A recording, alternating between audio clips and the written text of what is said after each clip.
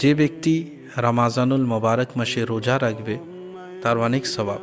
রমাজানুল মোবারক মাসের ৩য় তারিখে যে ব্যক্তি রোজা রাখবে সেই ব্যক্তিকে তার গায়ের যত পরিমাণ লোম আছে সেই পরিমাপ তাকে জান্নাতুল ফিরদৌসে সাদা দূর পাথরের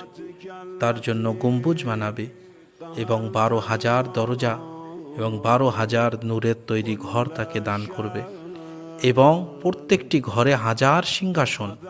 এবং প্রত্যেকটি সিংহাসনে হুর থাকবে এবং প্রত্যেক দিন ১,০০০ ফেরেশতা তার সাথে সাক্ষাৎ করবে এবং প্রত্যেকটি ফেরেশতা তার জন্য গিফট এবং তোহফা নিয়ে আসবে। আল্লাহ তাআলা আমাদের তৌফিক দান করুন, আমরা এই রমাজানুল মোবারক মাসে যেন আপনার ইবাদত করতে পারি এবং বাকি সমস্ত ইবাদতকে আমরা যেন আঞ্জাম দিতে পারি।